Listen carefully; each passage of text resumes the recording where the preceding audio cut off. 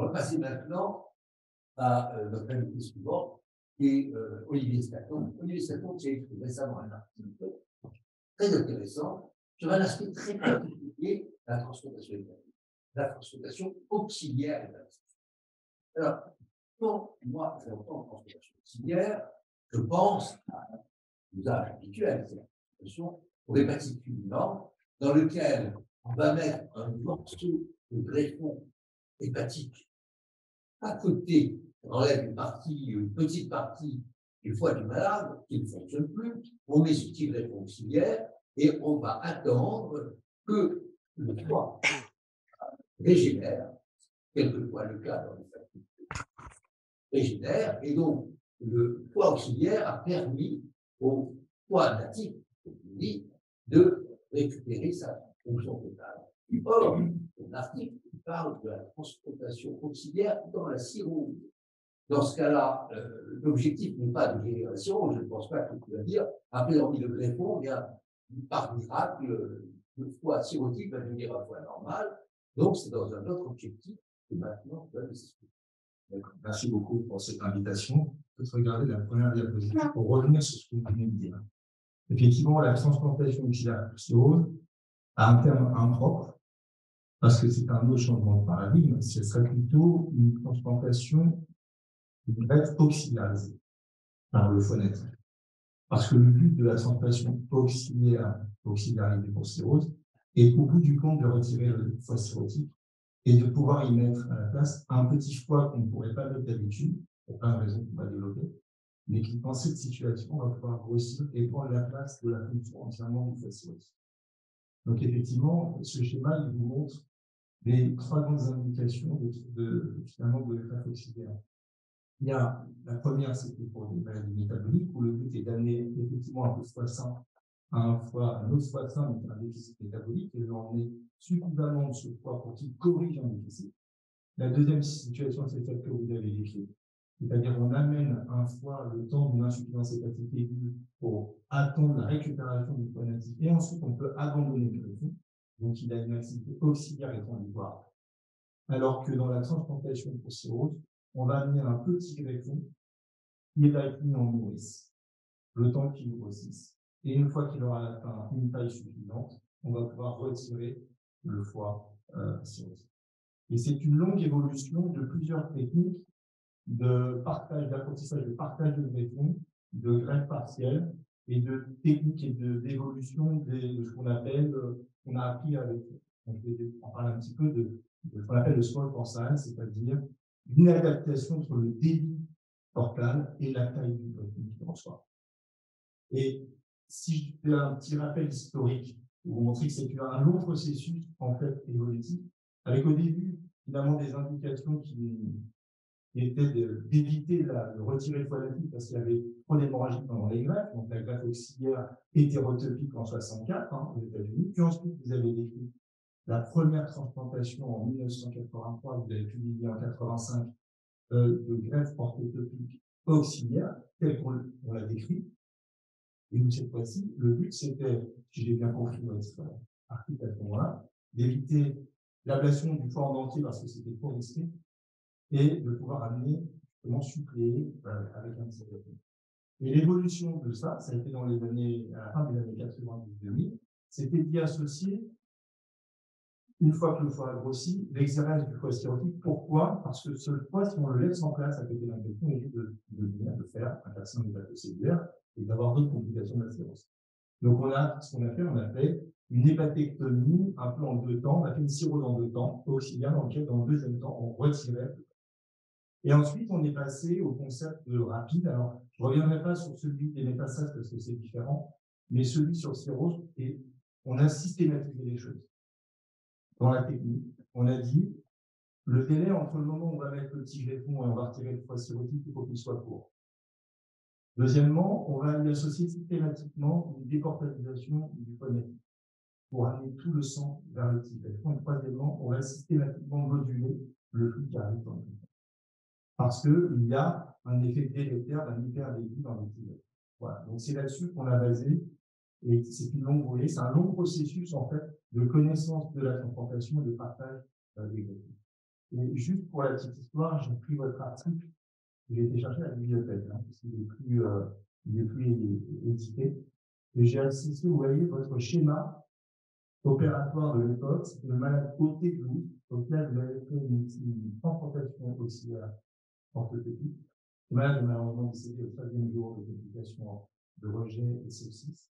Et j'ai mis à côté la publication de 2016, alors plusieurs années après, premier cas qu'on avait fait ici avec un donneur vivant, vous voyez un petit lobe gauche à côté de la fossette. Voilà. Simplement, maintenant, on y associe l'exérèse du foie cirrhotique natif. Et ce qui est très intéressant, c'est que dans votre schéma, vous avez mis en plus une modulation du support qui existait avant. Mais la raison pour laquelle vous l'avez fait n'a plus rien à voir avec ce qu'elle est actuellement. Et c'est ça qui est intéressant, c'est que vous avez décrit toute la technique, mais pour des raisons totalement différentes de la manière dont on voit le rationnel actuellement. Vous aviez fait, vous aviez calibré le champ porto-systémique pour éviter l'encéphalopathie. Alors que maintenant, on le fait pour éviter justement le small for size dans le quotidien. Et donc, si l'idée était différente, en tout cas, le concept, l'idée était déjà là. C'est assez intéressant de voir que finalement, la réponse est souvent l'objectif était différent. L'objectif était différent. Les malades qu'on recevait étaient des malades extrêmement graves, extrêmement graves. Souvent, ils étaient dans le coma. On a dit chronique, le sirop terminal et hypertension portale, effondrement des facteurs de coagulation, acide, et l'hépatectomie elle-même était très risquée chez ces malades. Donc, on l'a pensé éviter de cette façon et faire une complication, forcément, c'est un point partiel. Parce que mettre le foie, tu l'as pas dit, mais mettre le foie ailleurs, donc faire un foie, une construction hétérotopique ne marchait pas. Ça avait été fait. Les Américains avaient fait, ils avaient mis un foie à la place de la rate. Et le foie à la place de la rate, malheureusement, ça ne marche pas. Donc, il fallait le mettre à sa place. Pour ça, il fallait enlever un morceau de foie. Donc, il y avait une certaine logique. Et l'objectif, comme tu l'as dit au début, n'est pas du tout le même. Alors, l'objectif, en fait, de cette transplantation, qui pourtant fait tant d'efforts, en fait, pour. C'est une opération complexe, hein, qui nécessite à la fois une exérèse d'une partie du foie cirrhotique, et ensuite d'implanter un petit greffon, d'attendre qu'il grossisse en espérant qu'il ne soit pas soumis à un syndrome de sur le forcelle, puis ensuite, à un deuxième temps, on va retirer le foie cirrhotique. Pourquoi? Parce qu'il y a toujours le même problème, c'est la pénurie de greffon. Et puis, il y a toujours un malade inscrit pour, deux malades inscrits pour une greffe. Et que là, c'est l'opportunité d'amener un petit greffon, quelle que soit sa taille. À partir du moment où on le met à l'abri d'un risque d'être lésé par l'hypervélie portale, a priori, on peut l'utiliser. Et donc, ça veut dire qu'on multiplie par 2 la possibilité de faire des splits et qu'on peut faire pour le donneur vivant, par exemple, l'intervention la moins risquée pour le donneur, c'est-à-dire lui prendre juste un lobe gauche et plus du tout un foie droit, comme on pourrait le prendre normalement chez un adulte. Et j'y vois un troisième avantage, que je vais vous montrer après une petite vidéo, c'est que je fais la jonction avec Hugo, c'est une opération qu'on parle d'invasive, puisqu'on va faire une exérèse parfaitement réglée du foie natif. Et on va y implanter, grâce à un robot, on va faire des anastomoses d'un petit greffon qui aurait été lui-même prélevé par voie invasive. Et pour moi, j'ai choisi ça aujourd'hui parce que c'est la synthèse à la fois de la greffe, de l'évolution des complexités des partages, de voie invasive.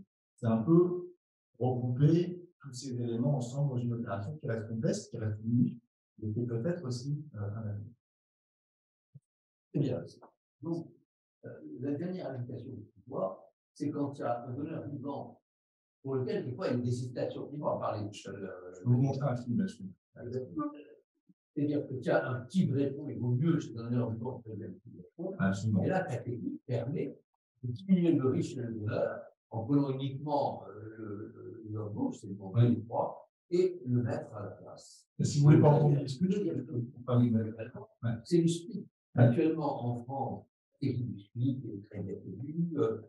Ce n'est pas un problème technique, mais il n'y a pas d'indication. Il faut trouver un adulte qui accepte un petit lobe gauche. Oui. Voilà. Et on ne le trouve pas. Donc, tu pourrais à ce moment-là élargir le nombre de consultations en utilisant tout à fait. En sachant que maintenant, on a une machine de perfusion, on peut garder les petits greffons longtemps. Plus longtemps que prévu. Donc, on peut élargir les indications de split. Vous allez sur cette diapositive, un cas qu'on avait rapporté avec Daniel Azulet, où c'était issu d'un split. Voilà, un des premiers cas où on s'implante de façon latérale, et puis une fois que la fonction est faite, la pathétomie est faite, et puis vous avez ici des cas qu'on a fait, et que je peux vous illustrer ici, par exemple.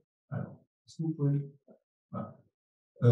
Du malade qui a une cirrhose cholangioschlérosante, à qui on va donc faire des pathéctomies gauche, et à qui on va implanter un petit greffon issu d'un prélèvement par la paroscopie. Donc ça va aller, vous voyez là, on retire la partie gauche du foie, on prend les mesures habituelles pour les reconstructions, et puis pendant ce temps-là, on prélève par voie invasive un lobe gauche.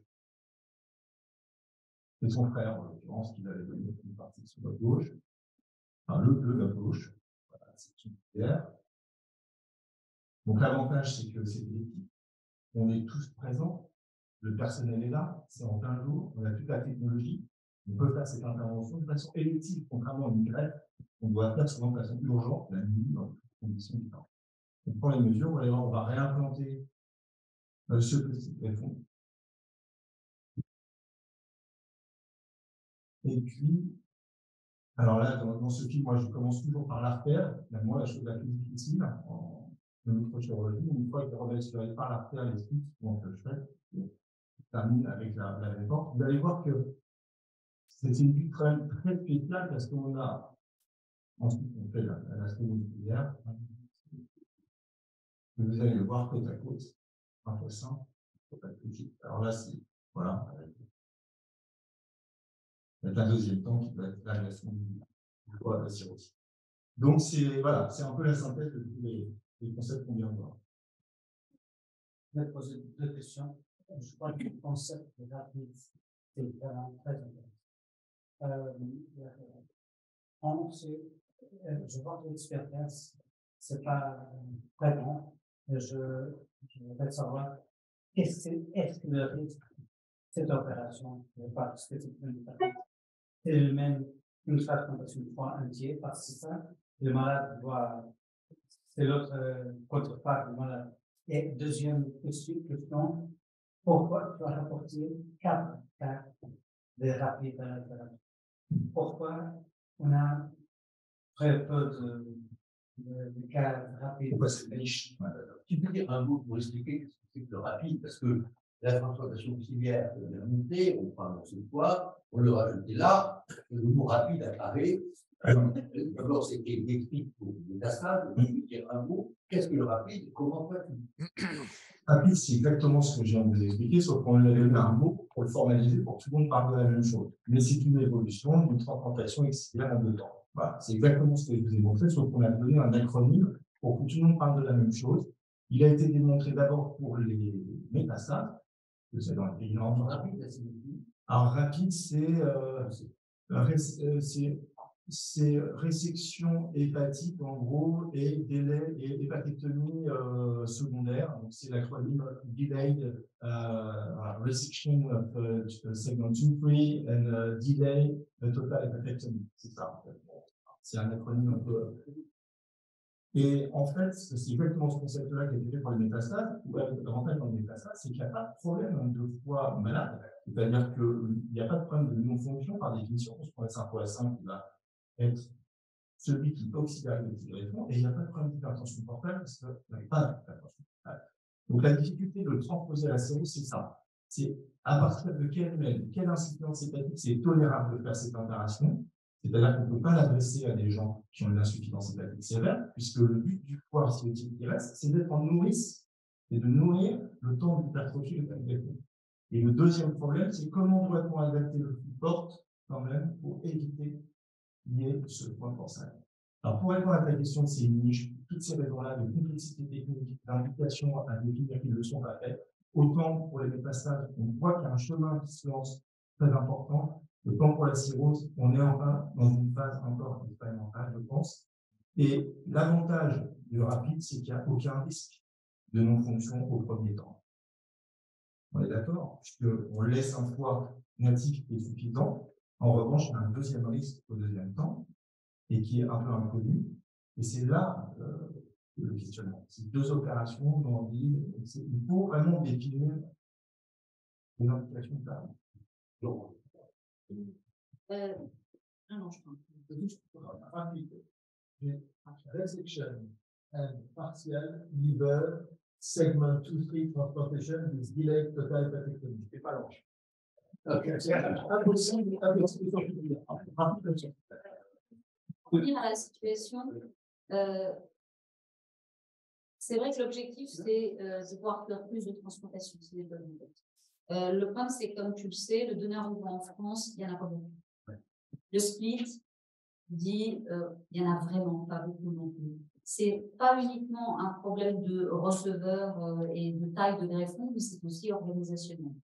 Donc en fait, comme tu dis, c'est une niche. Je vois le donneur vivant. Si ça pouvait relancer le donneur vivant, c'est probablement c'est ça qui est passionnant, parce qu'effectivement, ça, je dirais, réduit au maximum le risque pour le donneur. Et effectivement, donner un lobe gauche, là, on peut voir effectivement une vraie poussée. Pour l'instant, on ne l'a pas eu avec le split. On ne l'a pas eu avec le donneur vivant. On va peut-être l'avoir avec les machines. Ça, c'est sûr, pour les moyens. Et peut-être ça, mais voilà, il faut continuer à travailler là-dessus parce que c'est un vrai du tout, ça fait ça. Et c'est ce que j'ai envie de dire. Je vois les choses de façon assez maintenant carrée là-dessus. Je pense que si on utilise un donneur vivant, il faut que le résultat soit bon. Donc, il ne faut pas l'utiliser dans la cirrhose pour commencer. Ça veut dire qu'il faut l'adresser aux malades qui ont des métastases dans le rapide pour métastases. Là, on est utile et on sait très bien qu'on a deux choses. Normalement, si on fait des greffes pour métastases, on va avoir explosé le nombre de demandes et donc on va creuser la pénurie et répondre avec un donneur vivant n'a pas expliqué, surtout si ça relance le donneur vivant à faible risque. Et en France, on peut faire ça. Parce qu'on a un intermédiaire entre l'Asie et finalement, on a un risque qui sera tolérable et les indications augmenteront. Pour la cirrhose, on a trop peu de data pour lancer un donneur vivant dans cette affaire. Je trouve que prendre un risque chez un donneur, même s'il est très faible pour un résultat très aléatoire sur la cirrhose, en France, ça ne passe pas. En revanche, relancer le split avec les machines dans cette indication, c'est une manière de relancer le split. Oui, oui. Il n'y a pas de limite à la créativité des chirurgiens. En tout cas, le greffon, rappelez quand même pour être le greffon partiel, ça vient du réduçage de la transplantation que vous avez décrit en 1990. Donc voilà, c'est ça qui a. Et d'ailleurs, l'innovation technique en transplantation, c'est le greffon partiel. C'est une fois admis, deux fois partagé, deux donneurs vivants. C'est encore mieux. C'est la chirurgie hépatique. La chirurgie hépatique. C'est la chirurgie hépatique de la transplantation. Parce que, comme vous le savez, au départ, les transplanteurs hépatiques n'étaient pas des chirurgiens hépatiques. Ils ne faisaient que transposer au foie ce qui était pour le rein, en globalité, etc. Ce que j'ai appelé, moi, la chirurgie hépatique de surface. Parce que la transplantation, ce n'est pas la chirurgie hépatique, c'est la chirurgie vasculaire. Avec une suture canalaire, mais en fait, on prend et le foie réduit, qui a été une nécessité, c'était la première fois qu'on faisait une chirurgie sur le greffon hépatique. Et donc, c'était l'introduction de la chirurgie hépatique. C'est ça, la petite révolution. L'introduction à la chirurgie hépatique dans le domaine de la transplantation. Jacques Beaulieu a une question. Oui, merci. Bonjour Henri, merci à tous. Je félicite Olivier Scaton parce que le principe intellectuel de ce qu'il nous a exposé est très séduisant. Est-ce qu'on peut déjà apporter quelques résultats? Le temps de récupération? Est-ce que ça a toujours été des succès, la technique? Est-ce que vous pouvez nous approfondir un peu les résultats? Alors, les transplantations auxiliaires pour cirrhose, il y a 77 cas dans le monde. En position orthotopique, il y en a 38. Et avec l'exérèse d'un autre foie, il y en a 5 selon la POLT et 5 selon rapide. Voilà, c'est ça le vrai chiffre. Et la non-fonction, il n'y en a pas. Donc, c'est l'avantage. Il n'y a pas de non-fonction du greffon. Et quand les malades meurent un peu plus, parce que le début de l'expérience, maintenant sur cirrhose, il y a peu de décès rapportés, mais beaucoup de complications biliaires. Parce qu'on a disséqué le bile, parce que c'est comme le HAL se nourrit, complications biliaires, et elles sont diminuées avec l'expérience et avec les complications. Donc, c'est ça actuellement les résultats. C'est une niche. Vous voyez, c'est pas en train de parler de quelque chose Moi, je peux vraiment entendre parler de peut-être ce qui va se passer si on poursuit cette voie. Mais il y a un intérêt, en tout cas, sur à peu près tous les continents, et particulièrement en Europe, parce que justement, on a moins peur aux États-Unis de cette innovation.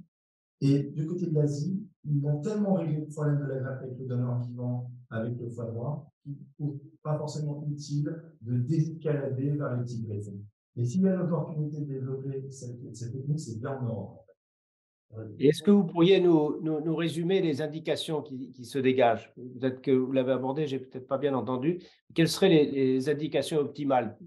Tous les malades cirrhotiques avec une insuffisance hépatique de faible degré, c'est-à-dire qui par le MED, je dirais inférieur à 25. Voilà. Et moi, j'y vois surtout toutes les indications niches comme l'encéphalopathie. Enfin, pour vous résumer les choses, j'appellerais cette greffe, vous l'avez dit l'autre fois, M. Bismuth, pour moi, c'est une anastomose portocale avec des hépatocytes au foie. Donc, l'encéphalopathie, l'acide, toutes ces indications ont des indications pour maladie. Et puis, surtout, le cancer. Les tumeurs, voilà, qu'on n'arrive pas, qu'on met 2 ans à greffer. Donc, éventuellement, ça, c'est une bonne idée. Merci. Je crois qu'il ne faut pas faire de vue que c'est quand même très complexe. On dispose aujourd'hui de la transplantation hépatique d'un foie entier ou partiel à position orthothétique. Il y a des résultats à plus de 90% de succès à la an. Donc, je ne suis pas certain qu'on aura les mêmes résultats. Et surtout, par contre, que ce soit une porte qui permette d'accéder à des nouvelles indications de tête comme le passage colorectal, certainement. Donc, c'est une abus de recherche.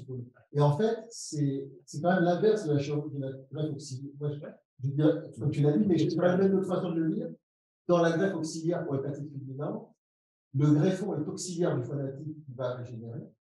Et dans le rapide, c'est le foie natif qui est auxiliaire du greffon et qui sera secondairement enlevé. C'est exactement ce que j'ai dit en introduction. Pour moi, c'est le principe du greffon auxiliarisé par le foie natif.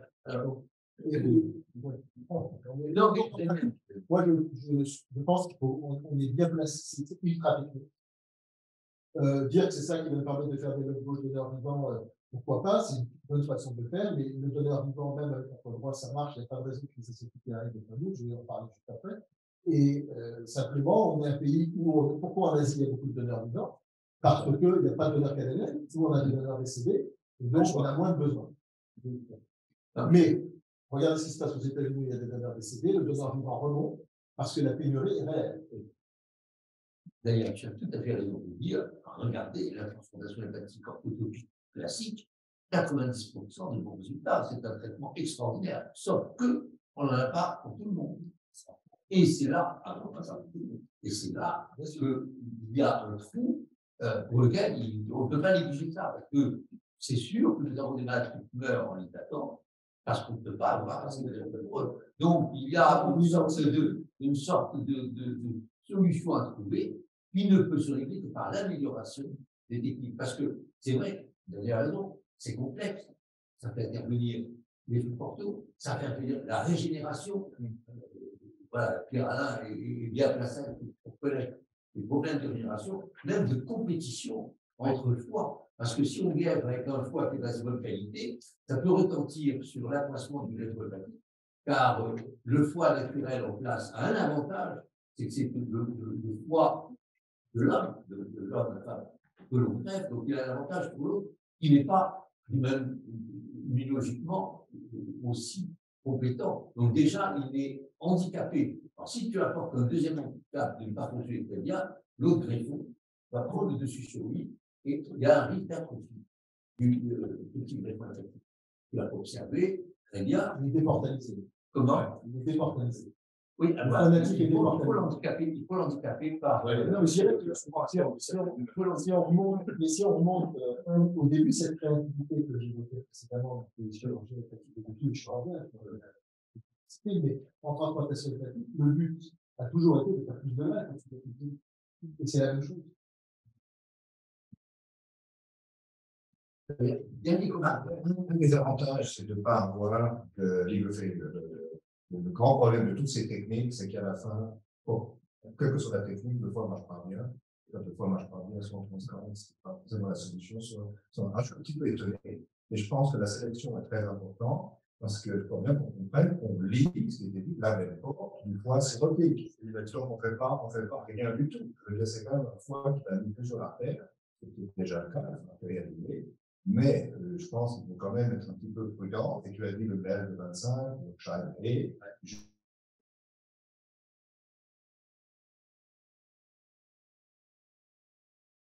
je suis convaincu, je pense qu'on va commencer à voir, parce qu'à moins que tu mettes un foie suffisamment gros au départ, mais c'est comme un segment de 3, c'est des petits foies, donc vous donnez le temps pour la régénération. Et la raison pourquoi on lit la politique des portes, c'est pour avoir la régénération. Si on ne fait pas, il n'y a pas de régénération. Peut-être j'aimerais que tu insistes un petit peu sur les applications pour prévenir que d'autres, qui ça, se lancent dans ce genre de technique, dans les malades qui sont